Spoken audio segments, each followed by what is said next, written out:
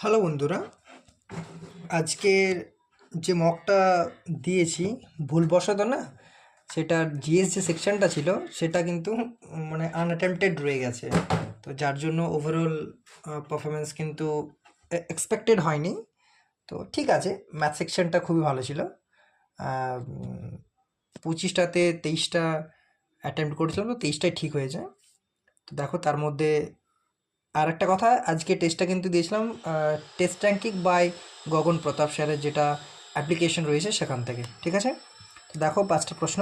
প্রথম প্রশ্ন কি বলছে, find the value of the following expression 12 sine 4 theta plus cos 4 theta plus 18 sine 6 theta plus cos 6 theta plus 78 sine square theta cos square theta. ঠিক আছে, তো দেখো আমরা জানি প্রত্যেকে sine square theta plus cos square theta 1, তাই না? Sine square theta plus cos square theta 1।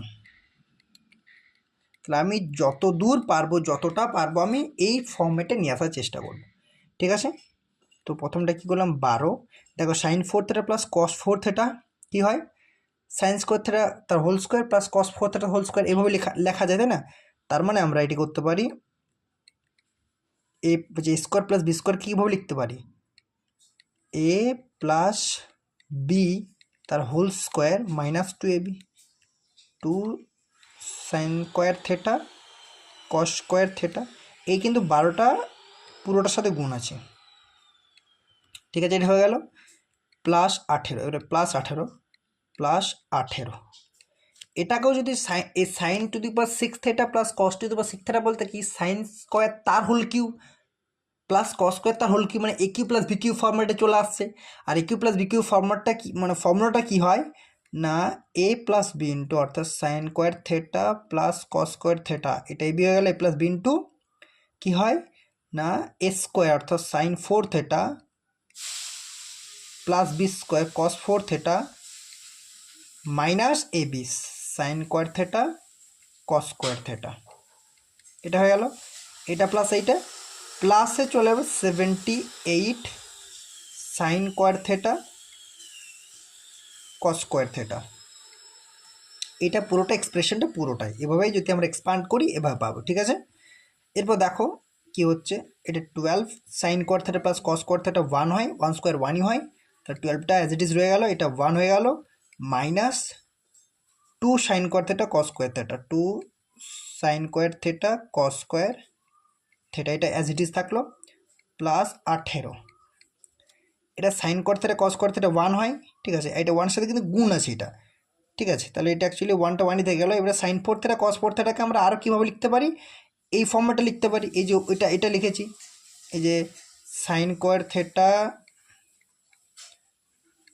Plus cos square theta তার হোল স্কোয়ার, এটা 18টা পুরোর সাথে গুণ হবে, তাহলে minus 2ab, 2 sine square theta cos square theta, তাই না?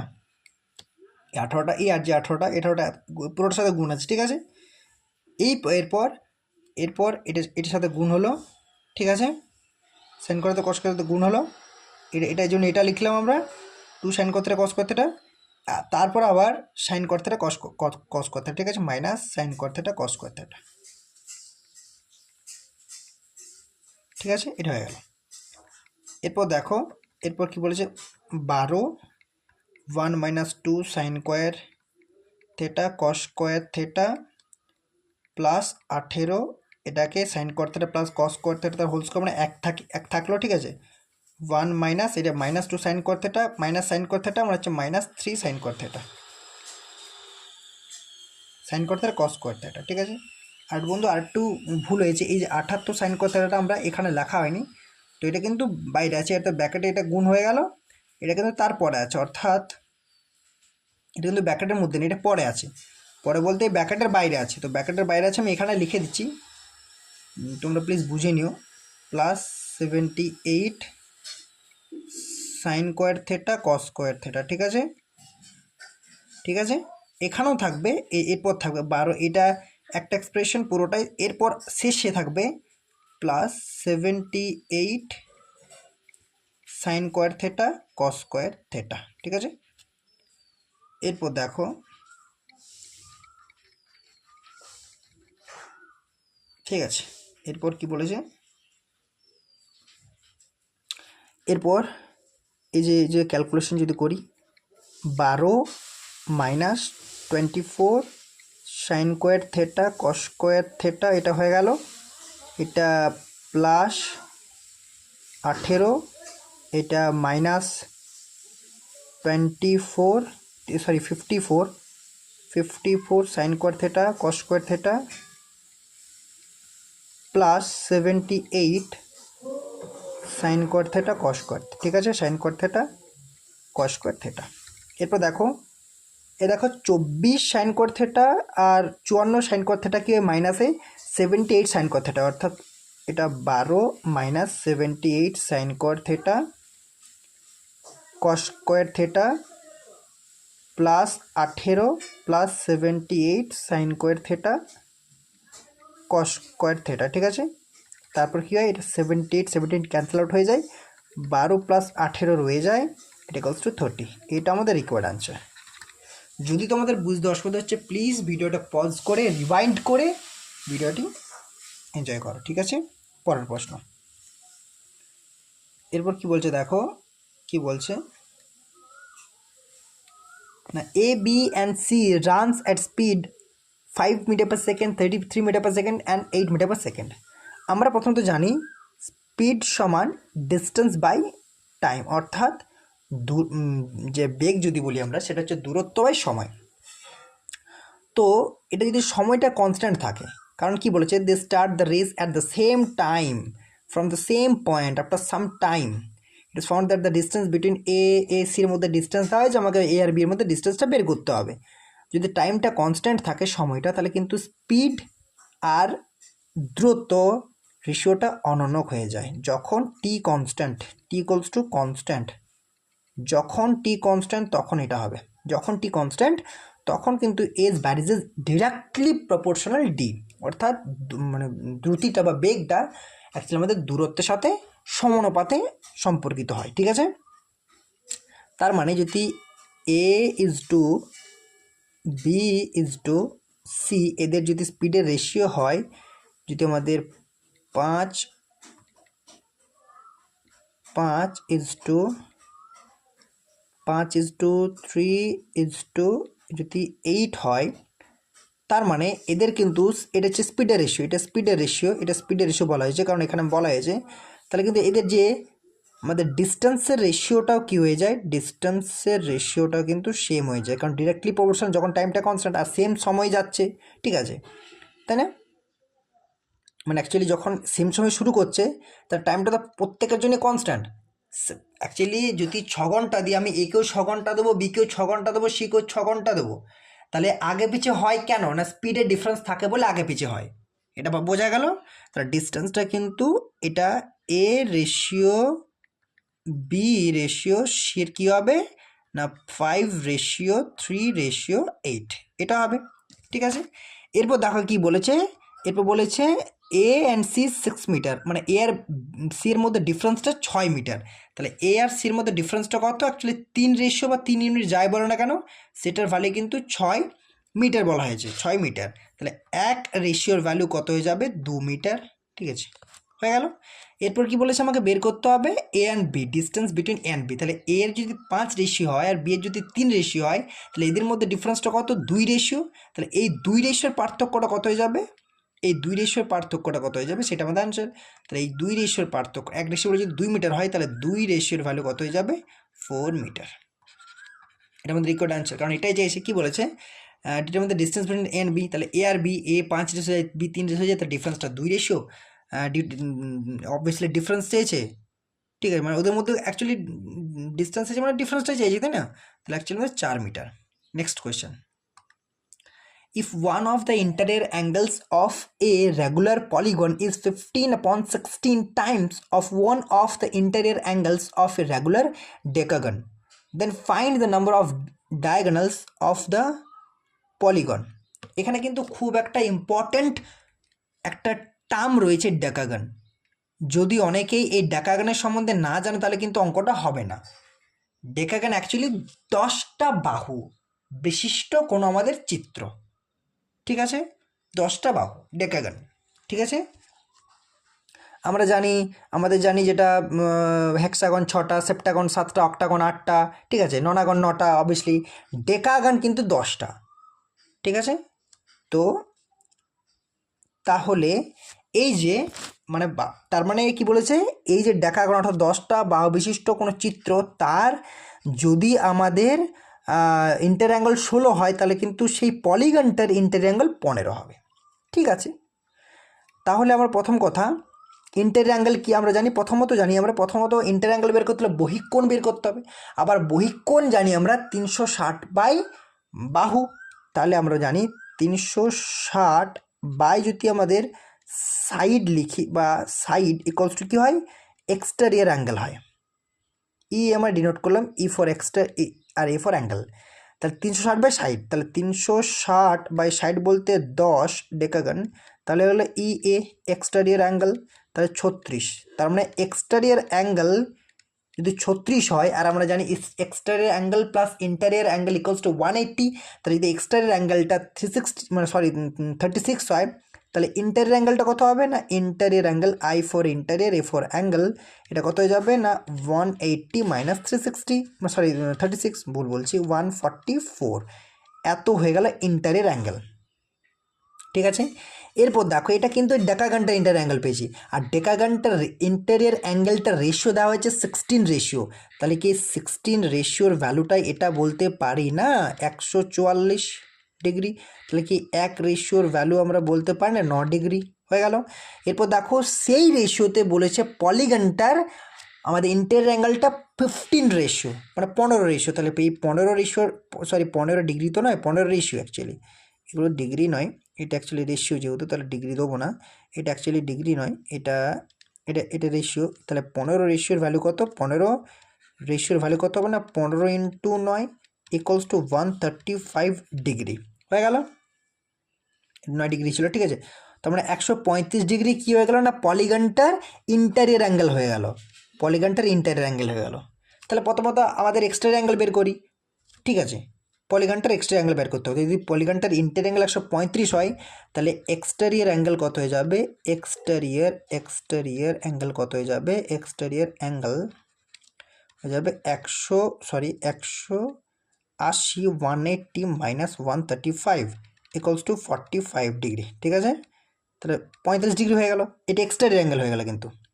তাহলে যদি এটা এক্সটেরিয়র অ্যাঙ্গেল হয়, আবার দেখো তোমাদেরকে একটা বলে রাখি কেন এক্সটেরিয়র অ্যাঙ্গেলটা বের করলাম, কারণ আমরা জানি যে ডায়াগোনাল কোনো একটা আমাদের রেগুলার কোনো পলিগনের ডায়াগোনাল বলছে, diagonal of any regular polygon, ঠিক আছে। পলিগন কি হয়, ইকুয়ালস টু কী হয় না n ইন্টু n মাইনাস 3/2, যেখানে n equals to side of that polygon, ঠিক আছে। তাহলে যদি আমাদের সাইড চাই, এবারে সাইড কীভাবে পাবো আমরা না 360 বাই বহিঃকোণ ইকুয়ালস টু সাইড জানি, কারণ 360 বাই সাইড ইকুয়ালস যদি বহিঃকোণ হয়, যেটা আমরা প্রথমেই লিখেছি, মানে দেখো প্রথমেই লিখেছি 360 বাই সাইড যদি এক্সটেরিয়র অ্যাঙ্গেল হয়, 360 বাই সাইড ইকুয়ালস যদি এক্সটেরিয়র অ্যাঙ্গেল হয়, তাহলে তো আমরা এখান থেকেই দেখতে পাচ্ছি, এখান থেকে কি আমরা লিখতে পারি না 360 by exterior angle equals to side লিখতে পারি তো। তাহলে সেই জন্য এক্সটেরিয়র অ্যাঙ্গেলটা দরকার আমার, তাহলে এক্সটেরিয়র অ্যাঙ্গেল পেয়ে গেছি, পলিগনটার এক্সটেরিয়র অ্যাঙ্গেল কত ডিগ্রি, 45 ডিগ্রি এক্সটেরিয়র অ্যাঙ্গেল পেয়ে গেছি আমরা, ঠিক আছে। তাহলে পলিগনটার এক্সটেরিয়র অ্যাঙ্গেল আমরা পেয়ে গেছি 45 ডিগ্রি, ঠিক আছে। এখন 360 বাই যদি 45 করি, তাহলে আমরা কি পেয়ে যাব, সাইড অফ পলিগন পেয়ে যাব, সাইড ইকুয়ালস টু কত হচ্ছে 8, তার মধ্যে বাহু কটা গেল, 8টা বাহু হয়ে গেল, অর্থাৎ পলিগনটার বাহু 8টা। এরপর যদি এই ইকুয়েশনটাতে মান বসিয়ে দিই, অর্থাৎ 8 ইন্টু 8 মাইনাস 3/2, তাহলে কিন্তু এখান থেকে আমরা কি পেয়ে যাব, এখান থেকে আমরা ডায়াগোনাল অফ দ্যাট পলিগন পেয়ে যাব, ঠিক আছে। তাহলে দেখো এটা কী হচ্ছে না, একবার আমি করে দিচ্ছি, 2 4 8, 8 মাইনাস 3 5, 5 4 20, তোমরা দেখবে, ঠিক আছে। অ্যাকচুয়ালি আমাদের তাহলে total diagonal of the polygon কত হয়ে যাবে 20, এটা আমাদের রিকোয়ার্ড অ্যান্সার 20টা। ঠিক আছে, দেখো 8 × 8 - 3/2 20 হয়। ঠিক আছে, next question.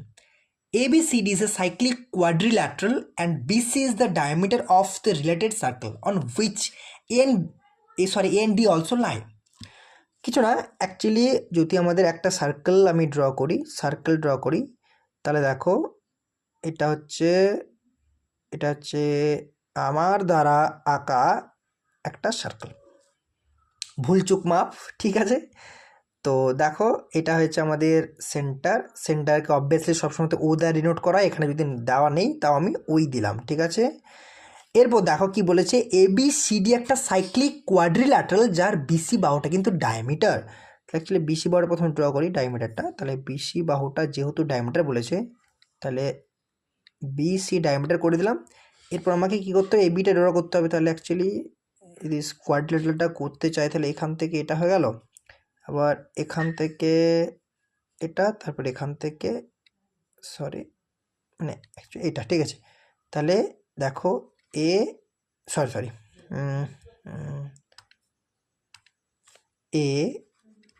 B C D cyclic quadrilateral হয়ে গেল যার বিসিটা ডায়ামিটার। ঠিক আছে, কি বলেছে এরপর বলেছে BCA = 19 ডিগ্রি। BCA মানে এখান থেকে একটা আমাকে লাইন ড্র করতে হবে, কানেক্ট করতে হবে। তাহলে BCA, এবার এইটা বলেছে 19 ডিগ্রি, 19 ডিগ্রি। ঠিক আছে, বা যদি আমি ভালো করে লিখি, অ্যাঙ্গেল BCA = 19 ডিগ্রি হয়ে গেল। আর কি বলেছে, CAD, অ্যাঙ্গেল CAD অর্থাৎ এটা বলেছে অ্যাঙ্গেল CAD = 32 ডিগ্রি হয়ে গেছে। কি বলেছে, অ্যাঙ্গেল ACD = কত, হাউ মাচ। ঠিক আছে, অ্যাঙ্গেল ACD, তাহলে দেখো আমাকে কি বের করতে হবে, অ্যাঙ্গেল ACD অর্থাৎ এই অ্যাঙ্গেলটা বের করতে হবে। এই অ্যাঙ্গেলটা দেওয়া আছে, এই অ্যাঙ্গেলটা বের করতে হবে। ঠিক আছে, অ্যাঙ্গেলটা বের করতে হবে। তাহলে যদি এই অ্যাঙ্গেলটা বের করতে হয় আমি কী পাবো, প্রথমত দেখো এটা ডায়ামিটার, এবং ডায়ামিটার অ্যাকচুয়ালি যে ডায়ামিটারের পরিধিস্থ কোণ যেটা, অর্থাৎ ডায়ামিটার থেকে যদি দুটো আমরা বাহু বর্ধিত করে পরিধিতে যে কোণ উৎপন্ন করি সেটা কিন্তু 90 ডিগ্রি হয়। ঠিক আছে, তার মানে অ্যাকচুয়ালি এই অ্যাঙ্গেলটা আমার এখন 90 ডিগ্রি। ঠিক আছে, এটা এখন 90 ডিগ্রি হয়ে গেল। তার অর্থাৎ অ্যাঙ্গেল BAC = 90 ডিগ্রি হয়ে গেল। তাহলে অ্যাঙ্গেল BC 90 ডিগ্রি হয়ে গেল, তাহলে এটা 90 ডিগ্রি হয়ে গেল, এটা 90 ডিগ্রি। আর আমার অ্যাঙ্গেলটা কী দেওয়া আছে না, অ্যাকচুয়ালি CAD অ্যাঙ্গেল 32 ডিগ্রি দেওয়া আছে, CAD। তাহলে angle BAC plus angle CAD = কী হচ্ছে, অ্যাঙ্গেল BAD। তাহলে যদি আবার দেখো এটা অ্যাকচুয়ালি BAC কত বলা ছিল, 90 + 32 = অ্যাঙ্গেল BAD। তাহলে 122 ডিগ্রি অ্যাঙ্গেল BAD, অর্থাৎ BADর মানটা কত, 122।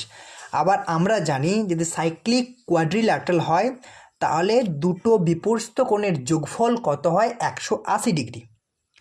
তাহলে দেখো এখন এই যে এ কোণটার বিপরীত কোণ C, তাহলে এই কোণটার আমাদের মান 122 হয়, তাহলে C কোণটার মান কত হয়ে যাবে, এখান থেকে পাবো আমরা। তাহলে অ্যাঙ্গেল C বা অ্যাঙ্গেল ACB যদি বলি,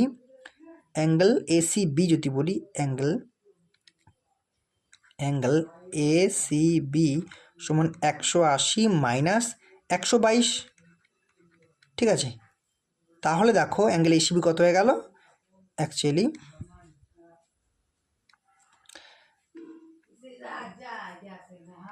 কত হয়ে গেল না, অ্যাঙ্গেল ACB = কত হয়ে গেল, এটা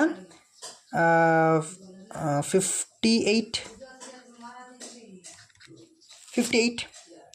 ঠিক আছে, তার মানে ACB পুরো কোণটা 58। তার মধ্যে আমার দেখো আবার এই কোণটা দেওয়া আছে, অর্থাৎ আবার যদি আমরা বলি আমি ACB = অ্যাঙ্গেল ACB হচ্ছে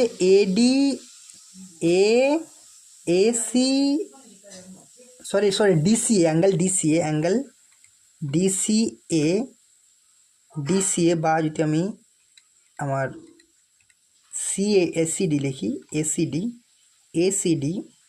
অ্যাঙ্গেল ACD প্লাস অ্যাঙ্গেল কি এ সরি সি সি এ অ্যাঙ্গেল কি বিসিএ, তাই না, বিসি অ্যাঙ্গেল বিসিএ। তাহলে অ্যাঙ্গেল যে এসিবি পুরো অ্যাঙ্গেলটা, এই যে সি পুরো অ্যাঙ্গেলটা, সেটা দুটো কোণের যোগফল, সেটা হচ্ছে এইটা, অর্থাৎ অ্যাঙ্গেল এসিডি এটা, আর অ্যাঙ্গেল বিসি দুটো। তাহলে দেখো এবার অ্যাঙ্গেল এসিবি যদি ভ্যালু মান যদি বসিয়ে যায় আমরা, তাহলে দেখো অ্যাকচুয়ালি যদি ভ্যালুগুলো পুট করে যায়, তাহলে দেখো আমরা এখন কি বলতে পারি, আমরা সহজেই মান বের করতে পারি। এই যে অ্যাঙ্গেল এসিবি, এই যে অ্যাঙ্গেল এসিবি এই ভ্যালুটা কত দেওয়া হয়েছে, কত বের করেছি আমরা 58 ডিগ্রি। তাহলে অ্যাকচুয়ালি 58 ইকুয়ালস টু এসিডি বের করতে হবে, তাহলে অ্যাঙ্গেল এসিডি বের করতে হবে আমাকে, প্লাস অ্যাঙ্গেল বিসিএস মানে হচ্ছে 19 ডিগ্রি। তাহলে actually angle ACD equals to 58 minus 19 equals to 39। ঠিক আছে, ঠিক আছে। তাহলে অ্যাঙ্গেল এসিডি যেটা রিকোয়ার্ড আনসার ছিল, দেখো অ্যাঙ্গেল এসিডি কত, সেটা আমাদের কত বের হয়ে গেলো 39 ডিগ্রি, এটা আমাদের রিকোয়ার্ড আনসার। ঠিক আছে, next question. David purchased an item and marked his price of by 10%। একটা অ্যাকচুয়ালি আইটেম কিনলো এবং 10% অফ মার্ক করলো। He sold the same item by giving a discount of 5% and he made a profit of এত। ঠিক আছে, তো আমি বারবার বলেছি যখন আমরা পার্সেন্টেজের অঙ্ক করব না, তখন আমরা সব থেকে যেটা ইজিয়েস্ট মেথড সেটা হচ্ছে ফ্র্যাকশন ভ্যালু দ্বারা অঙ্কটা করব। তো দেখো এখন কীভাবে করব, বলেছে ডেভিড পারচেজড, মার্ক প্রাইস কত বলেছে 10%, মার্ক প্রাইস, তাহলে মার্ক প্রাইস যদি 10% হয়, মার্ক প্রাইস আফ, এবং সবসময় জেনে রাখবে যে মার্ক প্রাইসড আফ কার ওপরে, সবসময় কস্ট প্রাইসের ওপরে হয়। ঠিক আছে, ঠিক আছে। তাহলে অ্যাকচুয়ালি 10% ফ্র্যাকশন ভ্যালু কত হয়ে গেল না, 10% ফ্র্যাকশন ভ্যালু হয়ে গেল 1/10, এটা আফ বলেছে, তাই না। তার মানে যদি আমার নিচেরটা কি বলেছি, নিচেরটা একদম টোটাল, আর উপরটা অ্যাকচুয়ালি কতটা বেড়েছে, অবভিয়াসলি এখন বেড়েছে 1 বেড়েছে এক্সিস্টিং, তাহলে 1 বেড়েছে, তাহলে সিপি আর কার মধ্যে হবে, এমআরপির মধ্যে রেশিও হয়ে যাবে। তাহলে সিপি যদি 10 হয় 1 বাড়বে, অর্থাৎ এমআরপিটা 11 হয়ে যাবে, এই যেটা বোঝা গেল। এরপর কি বলেছে না, he sold the items giving a discount 5% কিন্তু ডিসকাউন্ট দেয়, 5% ডিসকাউন্ট দেয়। তো আমরা এখান থেকে ডিরেক্টলি 5% ডিসকাউন্ট দিয়ে বের করতে হবে, বা এরও ফ্র্যাকশন ভ্যালু দ্বারা বের করতে পারি। তাহলে 5%-এর ফ্র্যাকশন হলে কত হবে 1/20, ডিসকাউন্ট মানে সেই জন্য নিচে সাইনটা দিলাম।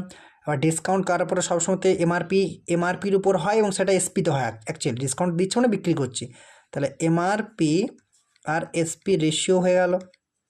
তাহলে তার মানে যদি এমআরপি 20 হয়, এসপি হয়ে গেল 19। ঠিক আছে, দেখো এখানে এমআরপি 11, এখানে এমআরপি 20।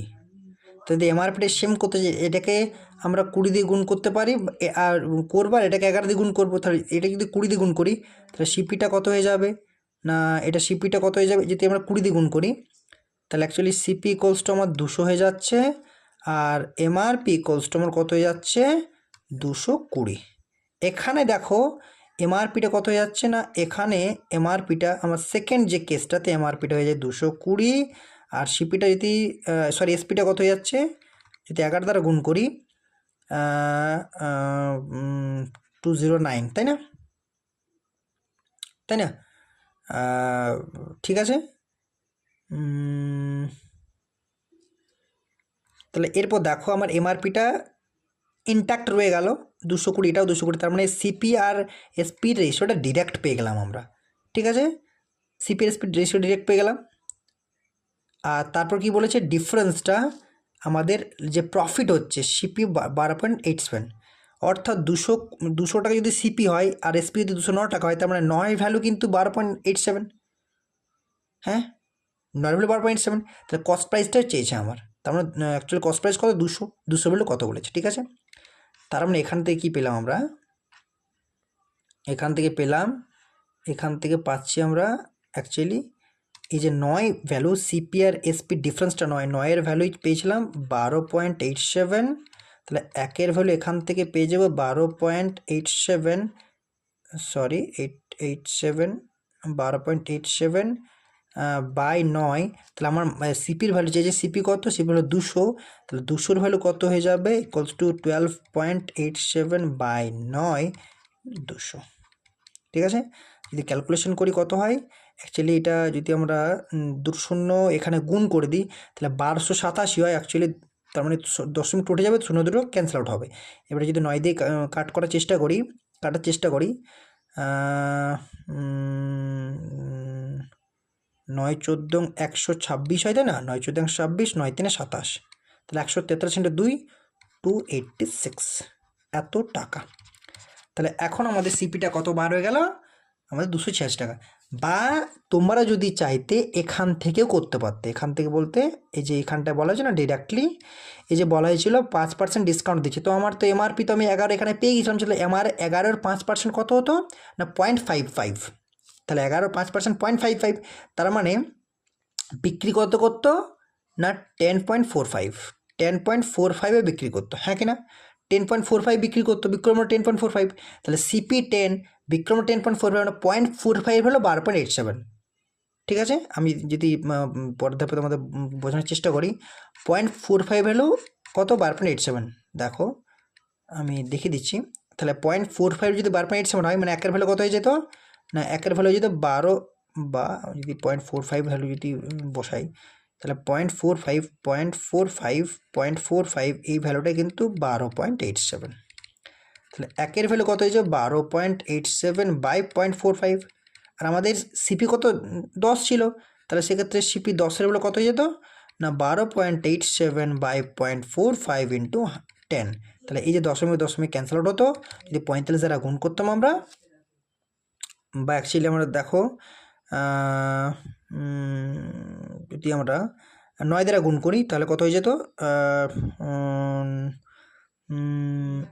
143, তাই না, 143/5, কারণ 9×5 = 45, 9 143 ইন্টু 10, তাহলে কী হতো না 5×2 = 10, 143 ইন্টু 2 ইকুয়ালস টু 286, অ্যান্সার কিন্তু একই আসবে। তো আমি যেটা বলছিলাম যে এখান থেকেও করা যেত, আমি স্টেপ বাই স্টেপ ফলো করে দিলাম, যদি এটা না পারো তাহলে ডিরেক্টলি এখান থেকে আমি যদি রেশিওটা সমান করে করলাম, এখান থেকেও করা যেত। ঠিক আছে, যেটা করলাম, তো তোমাদের যেটা ইচ্ছা যেভাবে করার সেভাবে করো। ঠিক আছে, তো থ্যাংক ইউ বন্ধুরা, আশা করছি তোমাদের সেশনটি খুব সুন্দর লাগছে। প্লিজ সাপোর্ট করো, আর পাশে থাকা বেল আইকনটি প্রেস করো যাতে ভিডিও আপলোডের সাথে সাথে নোটিফিকেশান তোমরা পেয়ে যাও, আর অবশ্যই লাইক করো, বন্ধুদের মাঝে শেয়ার করো। Thank you.